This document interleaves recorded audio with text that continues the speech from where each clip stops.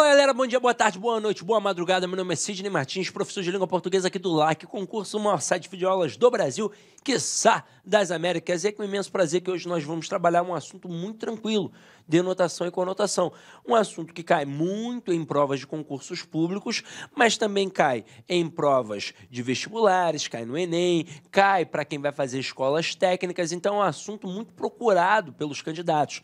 Agora, olha como é que é tranquilo. Quando a gente fala em denotação, a gente tem aquilo que a gente chama de linguagem real, que também pode ser chamado de linguagem literal.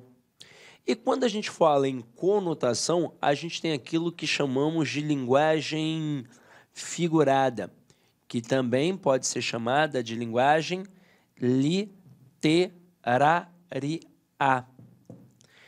Aí, você tem que tomar muito cuidado com esses processos, porque na escola a gente aprendia muito linguagem real e figurada. Aí o candidato ele foi se adaptando àquele processo. Linguagem real, figurada, já sei mais ou menos como é que é. Só o fato de colocar denotação e conotação já tira alguns candidatos meio que do eixo. Mas você que está estudando há algum tempo, deve tirar de letra isso. Agora, quando o cara coloca literal e literária, aí o camarada fica meio perdido. E cá entre nós, a maioria não domina. Até porque eu vejo algumas pessoas falando, desculpa a expressão que eu vou dizer aqui agora, mas eu vejo muita gente falando assim, hoje eu tô, F, literalmente. Caraca, pensa comigo. Se literal mesmo sentido de real, eu acho que o cara não queria dizer aquilo. Ele estava F literariamente e não literalmente. Então, pega comigo. Denotação, sentido real, sentido literal. O que isso significa? Que a palavra foi empregada dentro do sentido original. Conotação figurada literária. Significa que a palavra foi empregada fora do sentido original. Isso aqui que aconteceu. Aí a nossa professora da escola, ela era muito esperta e ela fez a seguinte análise com a gente. Ela pegou esse Dzinho aqui, de denotação e escreveu assim, dicionário, para mostrar que era uma palavra de fato dicionarizada. E pegou esse Czinho aqui, esse Czinho da conotação, e escreveu assim, contexto, para mostrar que era uma palavra que você dependia do contexto para entender. Então, por isso ela era o quê? Utilizada fora do sentido original. Vamos ver aqui alguns exemplos.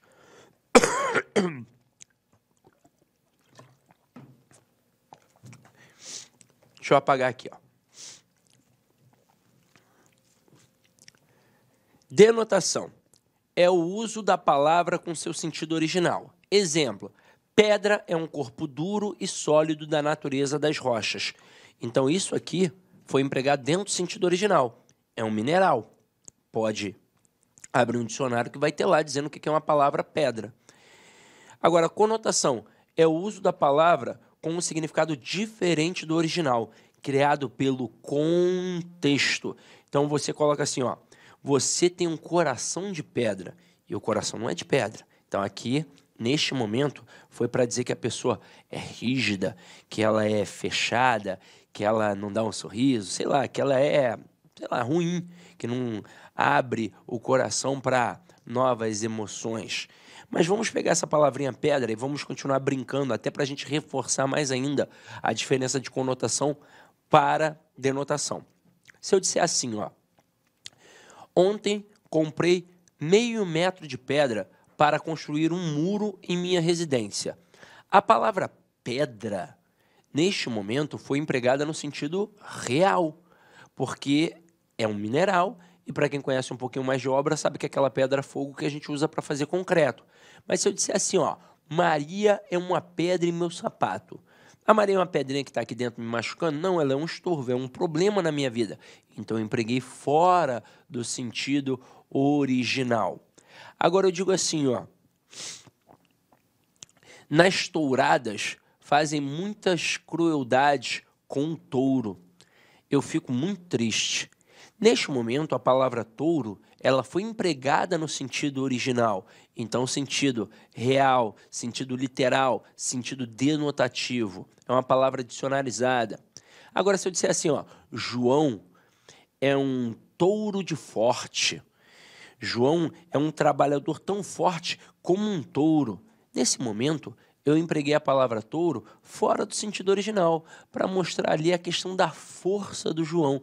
Então, eu empreguei no sentido figurado, no sentido literário, no sentido conotativo. Então, é isso. Denotação, palavra no sentido real. Conotação, palavra no sentido figurado. Pronto e acabou. Agora, nem sempre a gente vai conseguir, com exatidão, identificar esses processos. Aí daí surgem as tais ambiguidades. Vamos lá, vamos avaliar isso daqui, ó. Já até coloquei essa observação para vocês, ó. Nem sempre é possível identificar com facilidade o valor denotativo ou conotativo nas frases. Nesses casos, temos uma ambiguidade. Vamos avaliar aqui as possibilidades de ambiguidade. Na primeira, Atadolfa caiu do cavalo. Neste momento, essa frase é passível de duas interpretações, uma no sentido real e outra no sentido figurado. Qual seria no sentido real a interpretação? Aí você vai dizer assim, ué, ela caiu do cavalo. Caramba, desfez a ambiguidade? Não, você só falou com mais vontade. Continuou tendo ambiguidade porque você continuou com a mesma frase. Então vamos lá, vamos pensar. Eu tenho aqui uma frase ambígua, passível de uma interpretação real e de uma interpretação figurada. Para nós desfazermos essa ambiguidade, nós vamos ter que recriar, nós vamos ter que fazer uma nova frase, uma nova sentença, uma nova construção.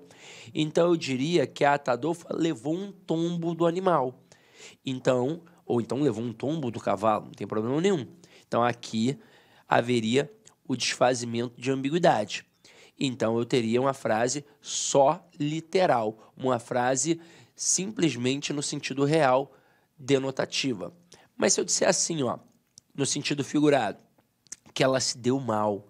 Porque quando eu digo que alguém caiu do cavalo, é porque se deu mal em algum tipo de situação. Sei lá, foi pego roubando, ou então foi pego no flagra saindo do motel com a amante, alguma coisa assim do tipo. Então, neste momento, seria o quê? O sentido figurado. Se deu mal em alguma situação. Então, aqui eu tenho uma frase passível de duas interpretações. Uma no sentido real e outra no sentido figurado. Agora, se eu colocar assim, Atadolfa vestiu a camisa da empresa. Mais uma vez, uma frase passível de duas interpretações. Uma no sentido real e outra no sentido figurado. No sentido real, o que ela fez de fato? Ah, ela vestiu a camisa da empresa. Não, só está falando com mais vontade. No sentido real, ela colocou o uniforme da empresa. Por exemplo, aqui a empresa LAC. Então, a gente coloca aqui o uniforme da empresa. E no sentido figurado, quando eu digo que alguém vestiu a camisa da empresa, o que essa pessoa passou a fazer? Ela passou a trabalhar com mais afinco, com mais vontade, com mais empenho. Então, pronto, já percebemos aqui as duas ambiguidades. Mas nem sempre a ambiguidade é feita necessariamente com um sentido real e outro sentido figurado. Eu posso ter ambiguidades no sentido real mesmo. Então, aqui, ó, Atadolfa encontrou Jocrete em seu quarto. Nesse momento, o pronome possessivo seu, ele foi mal empregado na construção, porque eu não sei de quem é o quarto. Eu não sei se o quarto é da Atadolfa ou se o quarto é da Jocrete. Então, não tem como saber. Então, aqui, mais uma vez, uma frase ambígua, passível de duas interpretações. Só que agora, não necessariamente uma no sentido real e outra no sentido figurado. São duas no sentido real. Agora, Atadolfa encontrou Jocrete sorrindo. Olha essa aqui que interessante, ó. Nesse momento, você está vendo que tem uma ação de sorrir. Você não sabe quem é que está sorrindo. Você não sabe se é a Atadolfa ou se é a Jocrete. Então tá aqui, ó. A Atadolfa sorrindo encontrou a Jocrete. Ou então a Atadolfo encontrou a Jocrete, que estava sorrindo. Você não sabe. Nesse momento, existe a possibilidade de desfazer essa ambiguidade sem recriação de uma nova sentença? Existe. Eu poderia aqui, ó, colocar uma vírgula. E nesse momento, ao colocar uma vírgula, eu diria que esta ação de sorrir seria do sujeito. Ué, mas e aí? Se eu estou na dúvida, quem é que vai ser o sujeito? Pela estrutura, o primeiro elemento que aparece. Então, o sujeito, aqui no caso, seria a Atadolfa, que de fato praticou a ação de encontrar a Jocrete. E a Jocrete seria o objeto direto. Então, seria um verbo transitivo direto e ali seria um objeto direto. Então, neste momento, quem está sorrindo? A Atadolfa. E a Atadolfa, sorrindo, encontrou a Jocrete. Então, eu consegui desfazer a ambiguidade apenas com uma vírgula. Mas, sem a vírgula, teríamos outra vez uma frase ambígua. Inicialmente, eu peço licença, meus queridos amigos, mas é o seguinte, estou interrompendo suas aulas, seus estudos, mas essa aula é uma aula demonstrativa do site Lá Concurso para você ter conhecimento, para você ter uma noção a qualidade, a seriedade e a responsabilidade do nosso curso. Posso dizer para vocês o seguinte, que aqui na Lá Concursos vai ser o melhor custo-benefício do mercado, preços bastante acessíveis, cursos, você pode ter absoluta certeza, completos, atualizados, ponto a ponto do edital. No nosso curso, garanto para você que aqui você vai conseguir adquirir o conhecimento necessário suficiente para realizar uma excelente prova. Gostou? Quer saber mais? Quer continuar assistindo essa videoaula? Quer ter o PDF? Quer fazer o curso? Cara, então clica aqui embaixo, bora matricular. Vou apresentar os preços aqui para vocês, ó. Conhecimentos básicos, ó, apenas R$ 99,90, sem pegadinha, sem pegadinha. Agente administrativo, o nosso principal cargo, ponto a ponto administrativo. E pode ter certeza, a maioria dos alunos aprovados nesse concurso para este cargo, garanto, vai ser aluno nosso aqui da Lá Concurso. Técnico de enfermagem, R$ 149,90 e o de enfermagem, R$ 189,90. Vamos embora, vamos estudar aqui na Lá Concurso. Espero vocês. Forte abraço. Tchau, tchau.